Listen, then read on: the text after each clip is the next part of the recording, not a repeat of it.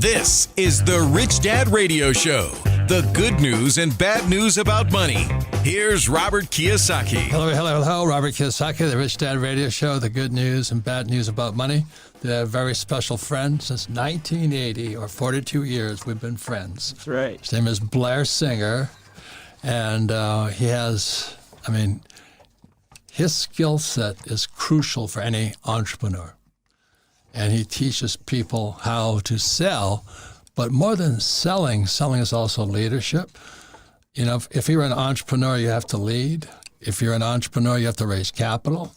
If you're an entrepreneur, you have to learn how to handle people, handle rejection, handle upset, handle damage. And the reason most people don't become entrepreneurs is, namely, 90 out of 100 won't make it anyway. The failure rate amongst people wanting to be entrepreneurs is so high, it's incredible. So when people come up to me, I got this hot new product and all this, I say, can you sell it?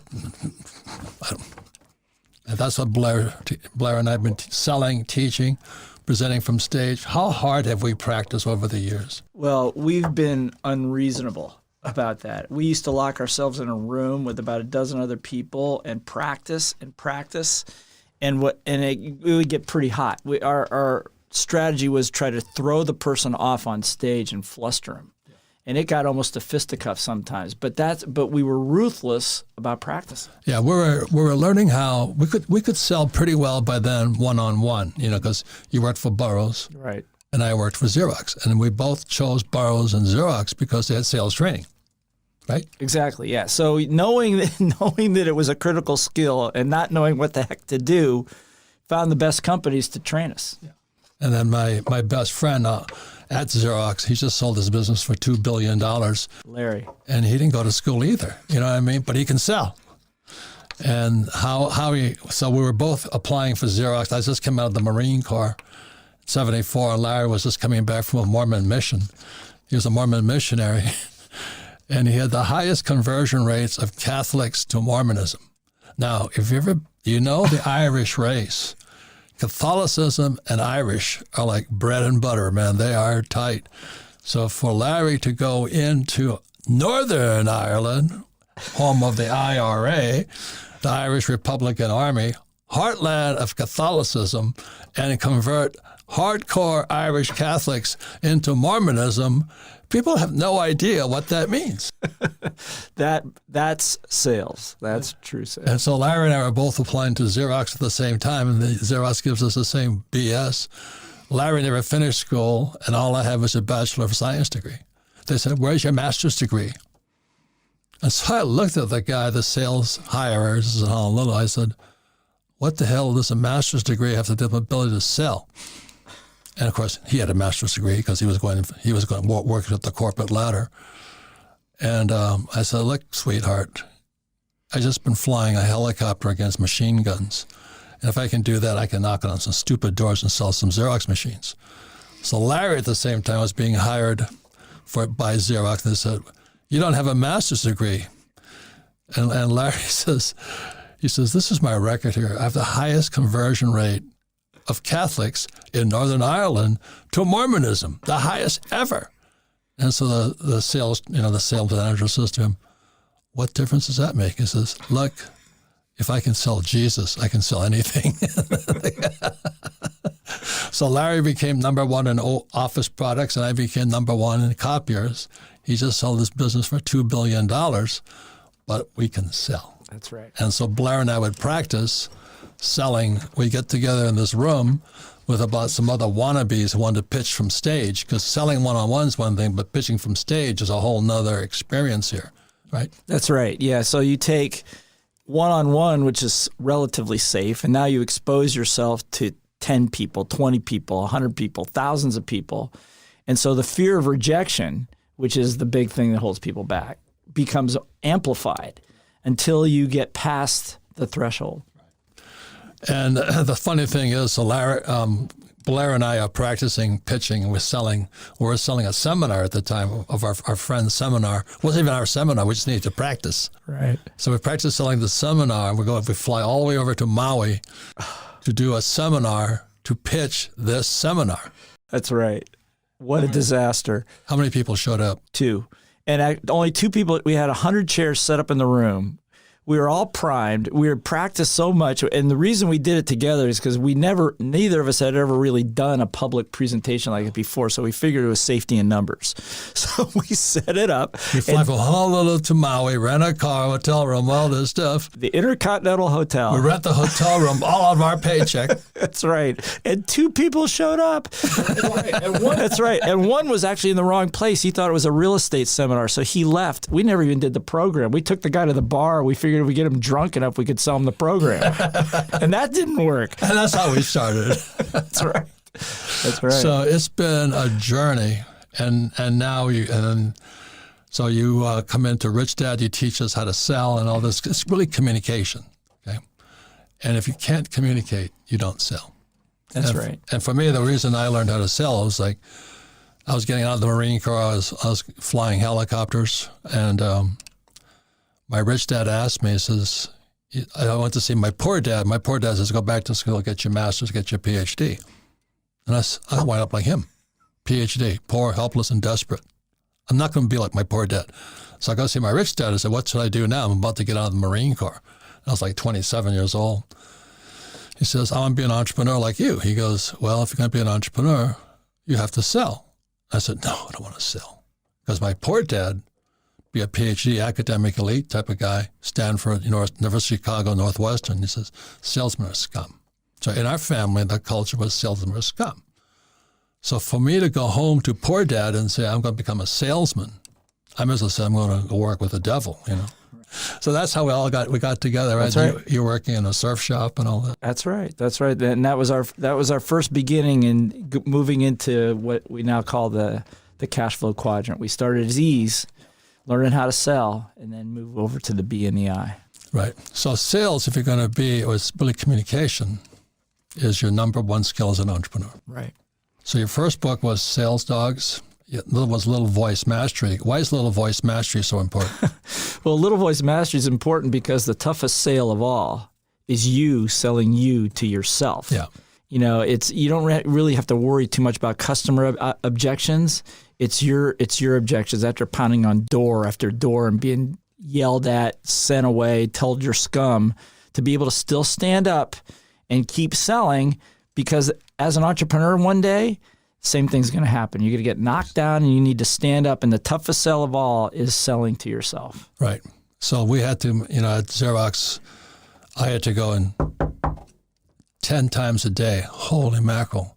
By the second no, it's painful. You don't get past the secretary. It's painful. So I go to the lunch wagon and eat, and then I go and knock on 2 more doors and go to the lunch wagon and eat. I gained so much weight. Trying to drown the pain of rejection, right? That's right. That's right. And that's what most people hate. Right. And they back off. Right. They back off. And that's the mistake. I say, oh, the product sucks, or my sales manager is stupid and all this. I did all those things. But one day I wanted to talk to my rich dad, and he goes, how's it going? I said, terrible. How's your sex life? Terrible. I said, you can't sell. And I said, what's wrong? He goes, how many sales calls do you make a day? And I do my best to get to 10, but generally it was 4. If I got 4 knocks on the door, I was courageous. I'd rather fly back in Vietnam. And so finally, Rich Dad looked at me and says, the reason you're failing because you're not failing fast enough. And that was one of the most priceless lessons, because academics like my poor dad, PhD, failure means you're unsuccessful. That's right. As an entrepreneur, the more you fail, the more successful you become, because we learn from our mistakes. So that's one of the reasons we have so much trouble today, is because academics are kind of running the liberal elite part of our world, and we're not America anymore. We're just a bunch of wimps. Right.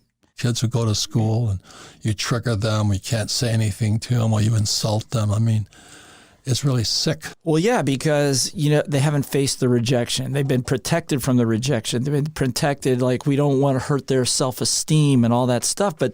But in learning to sell, that becomes a non-issue, because you've learned that it's somebody else's point of view. It's not you. Remember, the toughest sell of all is you selling you to you. to stop eating lunch and go back, knock on the door again. That's right. So you get a whole group of people coming out of school that never have that experience and told not to have that experience. And so it's no mistake that they can't handle the rigors of what life throws at them. So they get stuck in the E and the S quadrant, or self-employed. Right. They don't make it to the B and the I just because selling. So that's one of the biggest lessons of all, and that's why Blair and I have traveled the world with Kenny and Tom. And we teach Tom Wheelwright, our CPA, also was a Mormon missionary, and he can sell. And he can sell. That's he can sell. You don't see too many accountants that can, but he can. He can sell, and so it becomes like the number one skill of entrepreneurship. So and by the way, this year I just got from a friend Trina, this is the Marine Corps flag. And I love it because I learned courage in the Marine Corps. I also learned discipline, but didn't know how to sell. I could shoot people, but I couldn't sell them anything. Anyway, so it's all been a good developmental program here. So what is your latest book here now, Summit? Yeah, the latest book is called Summit Leadership. Summit Leadership, about taking your whole team to the top. And what's the big deal? Well, the big deal is that if you're going to go from the S quadrant as solo, self-employed, and go into the B quadrant where you're going to require teams and systems, then that's a way different skill set that's just not taught in school, right? And so the lessons, the reason it's called Summit Leadership is because I've spent better part of my career working with entrepreneurs all over the world, helping them get from the S to B, overcome obstacles, get their dreams, all that stuff. And about 10 years ago, I had the opportunity to go to Tanzania, Africa with my son, which is another whole story. But I went there with him. And in 7 days on the mountain, what blew my mind was that all the lessons of being an entrepreneur, going from S to B, the trials, the tribulations, the exhilarations, the depressions, all got compressed into a 7-day experience. Yeah, I've seen some of the people you've taken up that mountain. They don't have feet when they come back. Because people think, well, going up is hard. Coming down is harder. It's not that bad. Well, coming down is harder. Yeah, it's really interesting about climbing. Yeah, one of the lessons is that getting to the top is only halfway. So everybody goes, I just want to get to the top. I want to get to the top. And people get to the top and they have a hard time getting down, to your point. Right. So the preparation is key to the whole thing. So your book Summit is what you've learned about business and life, climbing Kilimanjaro 10 times. That's right. You've never invited me for some reason, but because you ain't going. That's why. Well, pilots fly over mountains. They don't climb mountains. I hear you. So what are some of the key points you would like to pass on to people who are ready to become entrepreneurs? But look, if you can't, like I always say, I'm not a best writing author, but a best selling author. And I know I suck as a writer. People say, you don't know what you're talking about, man. I said, yeah, but I sold more books than you, idiot, because sales equals income, right? That's right. So if, we do a little promo video for your little summit thing, but communication is right above cash flow. That's right. Because if you can't sell, there's no income. That's right. I mean, if you're trying, the BI triangle talks about mission, team, leadership. Right. If you got a mission, but you can't sell it, you're dead in the water, okay? If you get a team and you can't sell them on what it is they need to do, how to take the next step, you're dead in the water again. Right. And what happens is if you can't raise capital, you're unfunded and you're dead in the water again. So as you said, in order to master the BI triangle, sales is critical. But it's leadership, really. Right. Really, really, really, really, it's leadership. And that's one of the reasons, not to toot my own horn, but I went to the U.S. Merchant Marine Academy in New York. And every so often, we rated the #1 school for leadership. And some of the schools in competition was for Naval Academy, Air Force Academy, West Point, Coast Guard Academy. And Kings Point's a little dinky little school, one of the smallest federal academies, like West Point or Annapolis, would pop up as the #1 school in leadership. And when we come back, I'm going to be talking to you about a different type of leadership.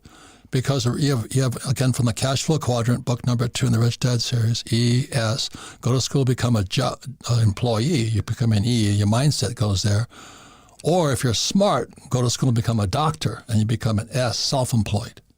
But the problem with that is you're self-employed, and you pay the highest taxes. So it's really quite interesting how going to school traps people. So when we come back, I'll be going into one of the secrets I learned at the academy, but most people don't see about leadership. We'll be right back. Inflation is at a 40-year high. The Fed is tightening up, and top firms predict returns under 5% for the next decade. No wonder a recent JP Morgan report declared alternative assets are no longer optional. And of all the platforms for alternative investing, there's one that's a no-brainer. It's called Masterworks. Masterworks has solidified itself as the platform for investing in contemporary art. You can access exclusive investments from names like Banksy and Picasso for just a fraction of what billionaires pay to diversify their portfolios. Since 2020, Masterworks has sold 3 paintings, with each returning over 30% net IRR to investors. And their new offerings usually sell out in hours. 30%, that's pretty wild. If you want to get in early, go to masterworks.io, create an account, check out what they have, and invest in their offerings. And our subscribers get to skip their wait list at the special link in the description below.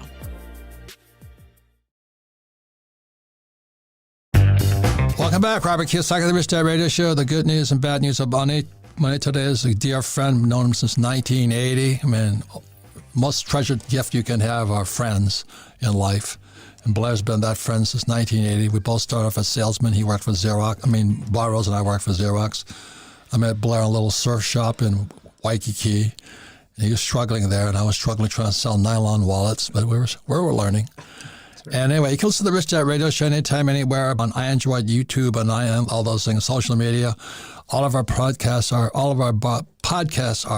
archived at richdadradio.com. We archive them because repetition is one way you learn. You have to do something 63 times for it to lock in. That's the rule. In flight school, we had to practice 63 times. The Blue Angels, the best flying team, 63 times. But in school, you don't repeat. You just make the mistake and move on. So we practice. 63 times is what's called neuroplasticity. It's 21 times 3. When you do something 21 times 3, 63, your whole body changes, your mind changes. But that's what we had to do. So that's why when I was learning how to sell, the reason I was failing, this is in Honolulu, my rich dad very simply said, you're not failing fast enough. So I had to take a job, I volunteered for a nonprofit. And after selling for Xerox from 9 to 5, I walked up the street to this nonprofit and sat in their little booth and dialed for dollars. And my goal was to fail 30 times.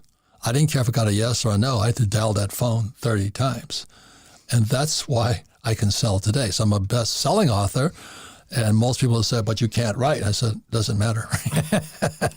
And Rich Dad has been #1 for 25 years. Wow. In personal finance. And of course, all the academics in New York, the publishers say, you know what you're talking about. Because I said, savers are losers, your house is not an asset, and the rich don't work for money. They couldn't hear it because they're academics. Right. So anyway, we're going to be talking more to Blair about summiting. And let's talk about our dear friend Richard Tan, because Richard took Blair and I and Kenny and all the team all over the world because he ran Success Resources. So Richard just thought he could summit Mount Kilimanjaro in Tanzania. What happened to Richard? Well, Richard, very successful entrepreneur, by the way, and very dear friend. He can sell. And the boy can definitely sell. So he figured he could sell his way up that mountain. And he struggled, and there's 2 summits, and he got to the lower summit, and we stopped him and said, Richard, you can't go any further. He goes, because like every entrepreneur, bull-headed entrepreneur, I'm going to grit it out. His pulse ox, the oxygen in his blood was so low that it was near fatal. And we said, you're going down now. And he fought, and I went up to him, and I grabbed him, and I said, Richard, look in my eyes. You're going down this mountain. That's it. This mountain's not going away. You can always come back. So he went down, and his shoes were too big. His toes turned black and blue, and I thought that was the end of him.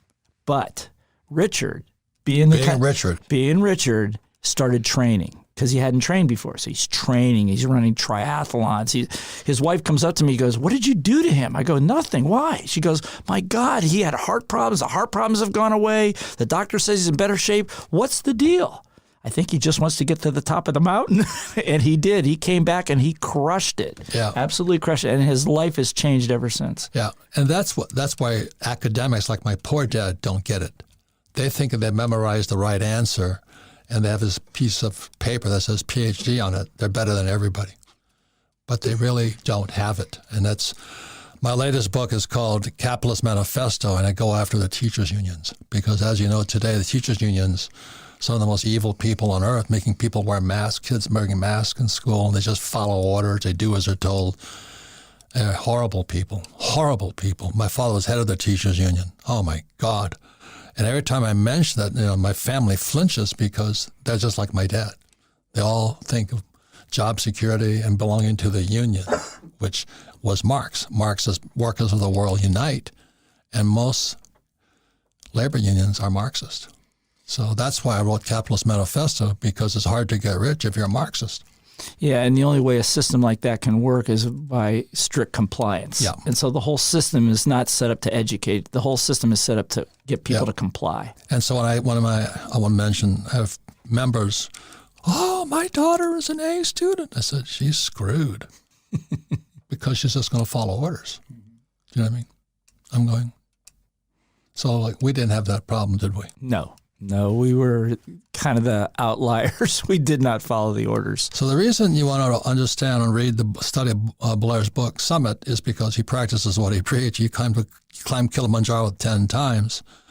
That's something, So anyway, I'm going to give you a little bit of a lesson I learned from the academy, Kings Point, U.S. Merchant Marine Academy, one of the 5 federal academies. I got a congressional appointment from Senator Daniel K. Inouye out of Hawaii, Medal of Honor winner in World War II and all that. So the heritage of military is strong in my family. I had 7 uncles fight in World War II. 2 fought against the Japanese, of all things. 1 was captured. So it's part of our culture here. But one of the things I learned at the academy, it's a military school, is there's 2 kinds of leadership. And the most successful leaders inspire up. What that means is they associate with people better than them. And most people who are like middle managers or corporate guys, which the world is filled with, they're tyrants. They lead down. They don't have people above them. So a lot of times I'll meet an S, a small business owner, they have to be the boss. They have to be the best. Or when I used to go into corporate, which I don't do anymore because it's a cesspool of idiots, a bunch of demagogues, little tyrants. They don't like it if you're better than them. And so they push down on you. So there's 2 kinds of leadership. There's academic leadership, which pushes down, and military leadership, which inspires up.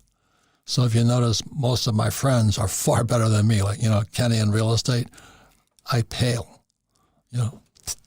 Taxes, I pale. But most demagogues, these small leaders, they have to be the best, right? That's right. And you're right. There are 2 very different forms of leadership. I mean, and the idea is if you can, as a leader, if you can push people up to be better than you, that's the true earn the right. You've really earned the right as a leader if you can get other people to actually excel and be better than you based upon what you teach them. And you look at the guys I hang out with. I know his name is Mud right now, but President Donald Trump. He and I wrote 2 books together. And I don't challenge his leadership. I love being around the guy. He says things he shouldn't say, but other than that, he's a great leader. And this guy Biden can't even speak. I don't know what's going on with this country. But I'm not Republican or Democrat. The issue is leadership. That's right. And Biden cannot communicate. That's right. He's got dementia, unfortunately. And his buddy, Kamala, oh my God. She's the border czar of the southern border. They haven't seen her yet. And it's only 10 miles from us, right? It's the Mexico border. Right. I mean, she could come down here and say hello and leave, but no, they don't lead. No, they don't lead. No, they push down. That's right. They don't inspire up. So it's one of the biggest lessons I learned from leadership at Kings Point, the Merchant Marine Academy, is you always want to be around people smarter than you. Yeah. But a tyrant can only hang out with people less than them. That's right. Any comments on that? Yeah, well, you see it a lot. It's very ego driven. It's all about me. It's not about developing a team. But if you're going to build a great organization, go to the B quadrant, you got to be able to protect the team. You don't have to be nice to them. You don't have to treat them with kid gloves, but you do need, if you want them to stand up, then you got to be able to protect them at some level. You know, one of the things you brought your friend, the general, remember when the general came and talked to us? 3-star General Jack Bergman, who's now Congressman Jack Bergman. Exactly. And I asked him, I said, how do you recruit people? I said, you're recruiting young kids that, you know, and putting them in harm's way. They don't make much money. And how does that work? He goes, it's not that difficult. I go, what do you mean? He goes, look, the one thing in common, people want to be part of something bigger than themselves. Right. That's number one. Number two, when they come into the Marine Corps, what he said they know somehow or other, even though they're not going to get paid a lot, they're going to end up becoming the best and biggest version of themselves. Right. Two of the most powerful sales pitches that you could give anybody if you want them to be on your team. Right. And when I meet S's, you know, like self-employed people, they're tyrants. They want to be the boss. Right. Don't challenge them. You push down. If you criticize them, they cry like babies. They wimp. They suck. Oh, you hurt my feelings, you know. I got no use for them, you know, and the world's filled with them. Right, Sarah? Called middle managers. Any comments, Miss Sarah?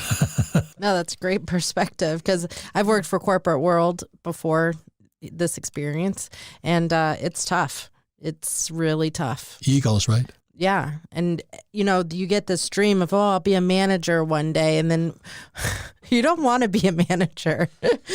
So I can be like you? Right. Thank you. Miserable, overworked. No. But this is a great conversation. Yeah. Because, I respect you, don't I? Mm-hmm. I mean, I would be I'd be face down in my swimming pool without Sarah because I'm cruising around in my own little world. And Sarah leads me around the place. Sometimes, what should I do? Call Sarah. She'll tell you what to do because she'll tell me what to do. Right. But aren't you her boss? No, I'm not. But other guys, especially S's and E's, if they're middle manager, they've got to be the leader, and they suck at it because they push down. That's right. They don't inspire up. Comments on that? Yeah, you know, and that attitude will never get a team up Kilimanjaro. No. You can't push down. Think about that. You're faced with altitude. You're faced with weather changes. You're faced with all these problems. And your job is to take that person who's never climbed before, get them to believe in themselves, get them to take one more step so they can realize their dream. And leadership is really this attitude that you want to be around the best people and inspire the best. So that's why General Bergman, are both lieutenants together on the aircraft carrier off of Vietnam. He comes out a 3-star general, and I got kicked out as a lieutenant. Disciplinary problems. No, one day the people say, "Why? What happened to you?" So with that said, Blair, your book Leadership is fantastic. Summit. One more time, tell us why you should get that book. Well, Summit Leadership is your roadmap. It's a roadmap. It's your trail guide to get you from wherever you are to whatever the dream is, specifically from the S quadrant to the B quadrant. Right. It's called leadership. And basically, it's 8 steps to get you there. Roadmap. Follow the map.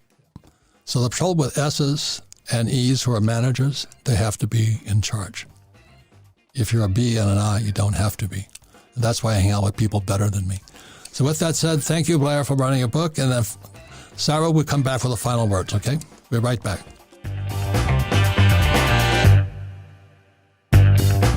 Welcome back, Robert Kiyosaki, the Rich Dad Radio Show, the good news and bad news about money. And you can listen to the Rich Dad Radio program anytime, anywhere on iTunes, Android, and YouTube. And then all our programs are archived at richdadradio.com. We archive them so you can listen to it again because repetition is how we learn. But also if you have friends, business associates and family members who need to hear this, who want to be entrepreneurs, it's a very important show. So our guest today is a dear friend. Like we met in 1980. I mean, we've been friends for all these years. That's priceless. So tell us again, what about your book, Summit Leadership?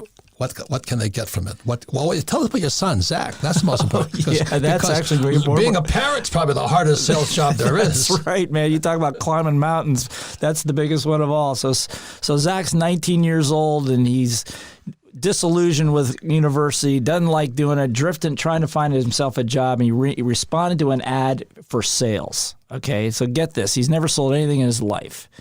And what's he doing? Now he's banging on doors, going door to door selling water. Nestle's water, selling it door to door with dispensers.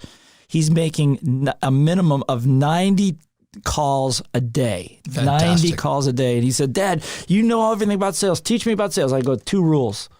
Ask questions and don't give up. Don't give up. And he's killing it. All right. Good for him. How old is he? 19 years old. He's got a beautiful summit ahead. That's right. That's right.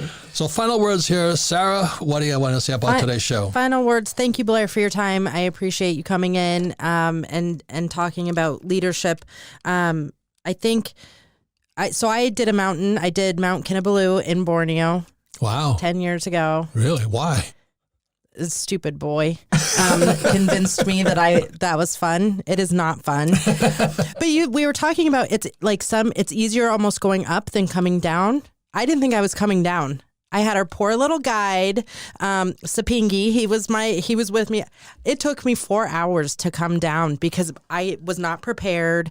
So that lesson was important. It's not just getting to the top, it's completing it and getting down too. So that made me remember that trip and how miserable I was and that I will never climb another mountain. So.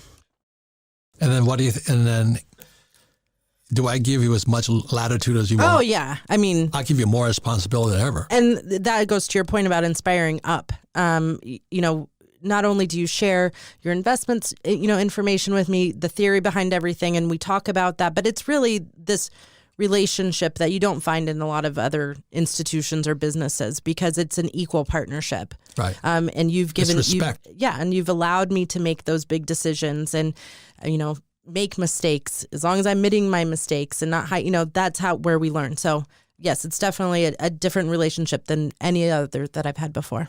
Thank you for that. I appreciate it. It's like I said, when I used to go out to my aircraft, my helicopter and load the guns, and I look at these 19-year-old boys, you go, gentlemen, this might be our last day. I said, well, let's go kill somebody then if we take off.